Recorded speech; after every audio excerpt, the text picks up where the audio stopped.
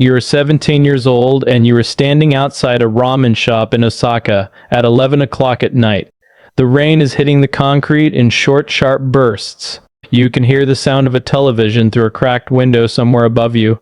Inside the shop, a man with a dragon tattooed across his forearm is eating alone. He is the only person in the restaurant. He eats slowly. He does not look up. You have been standing outside for 20 minutes. You are not sure why you haven't walked away yet, but you already know the answer. You haven't walked away because this is the first time in your life that something has felt like a door. Level 1, the nobody. You grew up in a city that never looked at you. Amagasaki, a working port, flat and gray, stacked with men who work and sleep and work again. Your father worked at the docks until his back gave out, then he drank. Your mother cleaned offices until her knees gave out, then she got quieter. School was a place you went to. You sat in the back. You did not raise your hand. Nobody asked you to. You are not a bad student.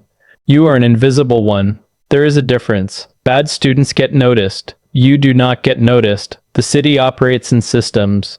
School feeds the factory. The factory feeds the apartment feeds the grave. You have watched this sequence run on the faces of every adult you have ever known, and you understand very early that you are already inside it. The man from the ramen shop finds you 3 weeks later outside a convenience store where you have been buying cigarettes for a boy from your school who is too young to buy them himself. You are making 200 yen per run. It is not money, but it is something. The man does not threaten you. He does not try to impress you. He simply asks if you want to work. You say yes before he finishes the sentence. Level 2. The trainee. The Kumi-in. You are not in the Yakuza. You need to understand that clearly from the beginning. You are below the Yakuza. You run errands for men who are below men who matter. You are a tool that has not yet been proven useful. Your first job is to stand outside a pachinko parlor from 7 in the evening until 2 in the morning, and to call a number on your phone if a specific car parks on the street across from it. That is the entire job. Stand, watch, call. You do this 4 nights in a row. The car never comes. You call no one. No one calls you. On the 5th night, a senior man named Toshi brings you a convenience store coffee and stands with you for 20 minutes without speaking. Then he says, "You're still here." You say yes. He nods and walks away. That is your performance review. You begin to learn the language of the street. Not words, posture, distance. Who you make eye contact with and for how long, which side of the doorway you stand on, when you bow and how deep. There is an entire grammar to this life and it is not written anywhere. You learn it by watching and by making mistakes that are corrected with silence or with pain. You are hit across the face exactly once during your trainee period. You do not know the full reason why. You do not ask. You straighten up and you nod and you continue. This is considered the correct response. Your mother asks where you go at night. You tell her a part-time job. She does not ask follow-up questions. You are not sure whether she believes you or whether she simply does not want to know. Both possibilities feel like the same kind of sadness. Level 3. The soldier. The Shatei. You are given a name now, not your name. A name within the organization. It is 2 syllables long, and you will hear it spoken quietly in certain rooms for the rest of your life. The ceremony is small. There is sake. There is a senior man who speaks words about the Oyabun Kobun bond, the father and the child, and what it demands of you. You drink from the same cup as the man who recruited you. This is not symbolic. It is contractual. You belong to something now. The tattoo begins the same week. It will take 3 years to finish. The needles are traditional. It is not fashionable pain. It is not a decision that has anything to do with aesthetics. It is a statement to anyone who will ever see your body undressed. You have chosen a road that has no ordinary exit. Your territory is a cluster of streets near the rail yards. You collect small businesses, street vendors, entertainment venues. The amounts are modest. You are polite when you collect. You are always polite. Politeness is not kindness. It is technique. It says, I do not need to raise my voice because the thing behind my politeness does not need to. Most people pay. Some people are slow. Slow people receive a second visit. The second visit is also polite. The third visit is less so. You begin carrying a knife. You do not use it. Its purpose is not to be used. Its purpose is to be known about. You have not committed a serious crime. Not yet. You are aware that this is temporary. Level 4, the collector. You are 22. You have a small apartment near the train station that costs you almost nothing because the landlord understands who owns the block. The apartment has a single window facing a wall. You keep it clean. You have almost no possessions. This is by instinct, not philosophy.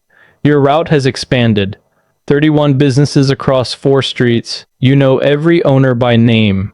You know their children's names. You know who is struggling and who is lying about struggling. You know the difference between a man who cannot pay and a man who has decided not to. A restaurant owner named Miyamoto tries to not pay 3 months in a row. He is a small man with a son who plays baseball on weekends. You like him, that is irrelevant. You send a man named Kenji to speak to him.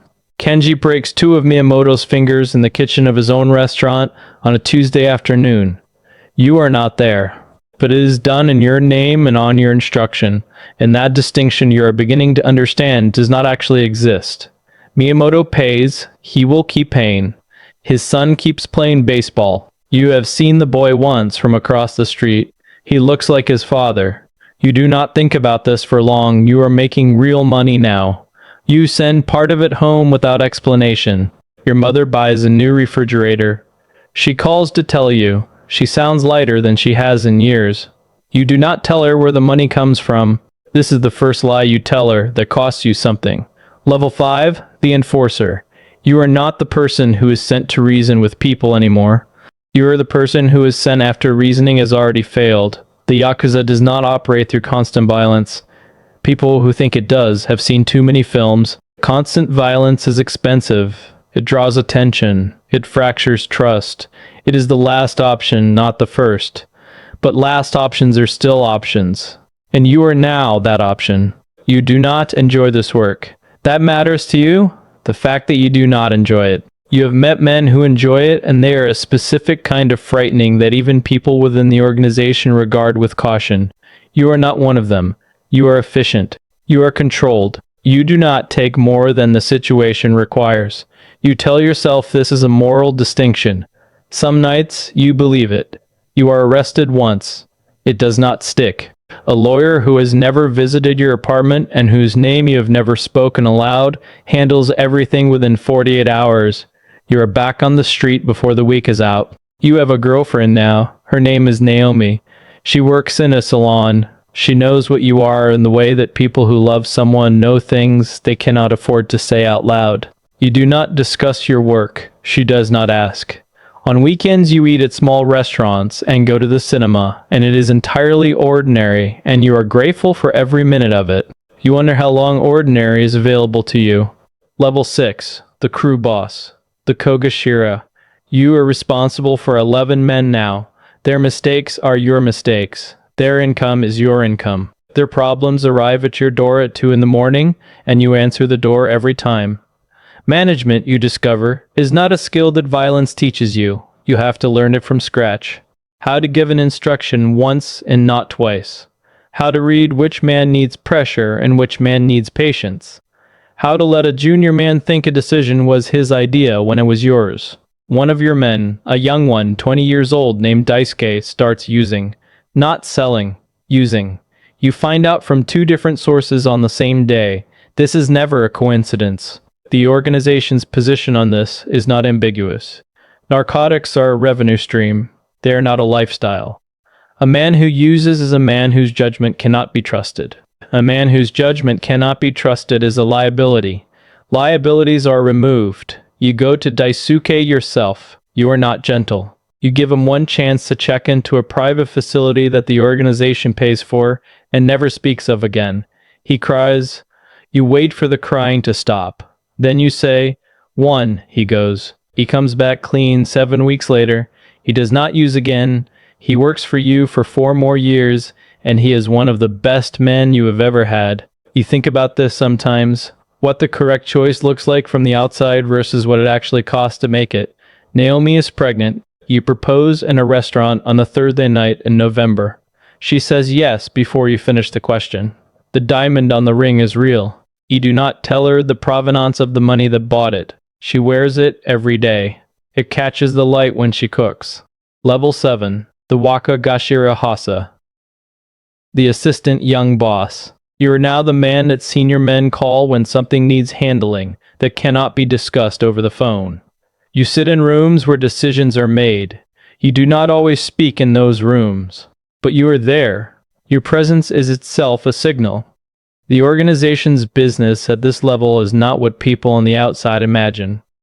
There are construction contracts. There are real estate holdings. There are entertainment venues, staffing agencies, financial services operating under names that have no visible connection to anything. The Yakuza at your level is not a street gang. It is a corporation with a street division. You oversee 3 territories and 42 men. You attend quarterly briefings with the Wakagashira. You wear a suit that costs more than your first year's salary. You drink whiskey that was produced before you were born. A rival faction from Kobe sends 2 men to a business you protect. They break equipment and leave. The message is territorial, calculated.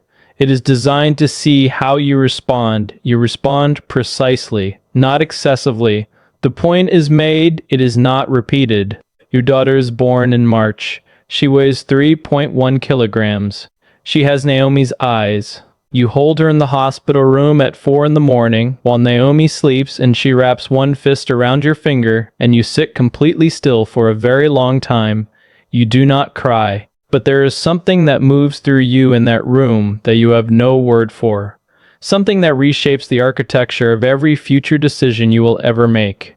You name her Hana. Level 8, the Wakaga Shira, the young boss. The man above you, the psycho Coleman, the senior advisor, tells you over dinner one evening that you think too much. You nod. He says it is not a criticism. He says it may be what makes you dangerous. You nod again. You are one of the 5 most powerful men in an organization of 400. The numbers underneath you are not men anymore in the way you once thought about men. They are resources, personnel, assets in motion across a landscape that exists mostly in ledgers and in conversations that never reach the police. There is a government investigation, not for the first time. You are not worried about the investigation itself. You are worried about the specific man conducting it. A young prosecutor from Tokyo transfers requested, known for not accepting things that most men accept. His name is Watanabe. You say it to yourself sometimes just to remember that he is real. Your relationship with Naomi has changed, not broken, changed. She is not the woman from the salon anymore, and you are not the man from those early restaurants.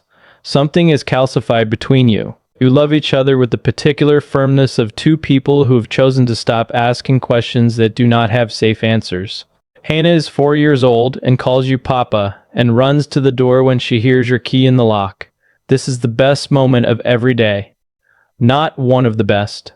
The best. You have never brought the organization into your home. Not once. This is a rule you made and have kept above all other rules. The house is clean. It will stay clean. Some nights, you sit on the edge of the bed after Naomi is asleep, and you look at your hands in the dark and you think about the word clean and what it has cost you to believe it still applies to you. Level 9. The Psycho Koman. The senior advisor. The Oyabun has been in this position for 19 years. He is 61. His health is not what it was. There are 2 of you being watched to see who carries the weight correctly when it shifts. You know this. The other man knows this. Neither of you speaks of it. At this level, you are not involved in operations directly.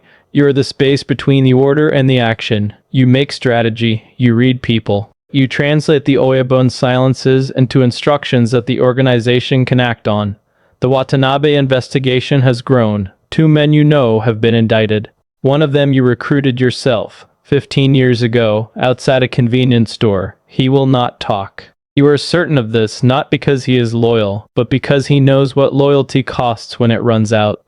You meet with a senior police official twice a year. You eat at the same restaurant. You do not discuss anything specific. You discuss general matters, the weather in the prefecture, business conditions, The difficulty of maintaining order in complex cities. The conversation has no content and enormous meaning. This is how certain things have always worked. Naomi finds something she was not meant to find. Not evidence, not documentation, a look on your face when your phone rings late at night, and then your voice dropping, and then you leaving the room, and then the silence when you come back. She has found the totality of it, not the specifics, the shape of what you are. She does not leave. She becomes very quiet for 3 weeks. Then she comes back. She puts her hand on your arm one morning in the kitchen and she says, "I need Hannah to not know." You say, "She will not know." This is the most important promise you have ever made. You keep it. Level 10, the Oyabun, the father. The word means father. It is not a metaphor. It is a covenant.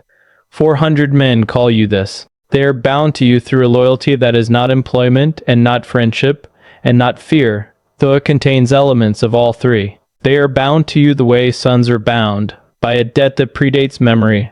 You sit at a table in a private room above a restaurant in Osaka that has no sign and no public hours. The city runs below you, rain on the street, the sound of trains. Somewhere down there, a 17-year-old boy is standing outside a ramen shop and staring at a man through a window and feeling, for the first time, the sensation of a door. You know this because there is always that boy. There is always that door. You have watched it happen 100 times, and it will happen 100 more times after you. Your days are meetings, strategy, arbitration. You settle disputes between men who cannot settle them themselves. You make decisions about the organization's legitimate holdings, and they are extensive now, built across 20 years of careful placement.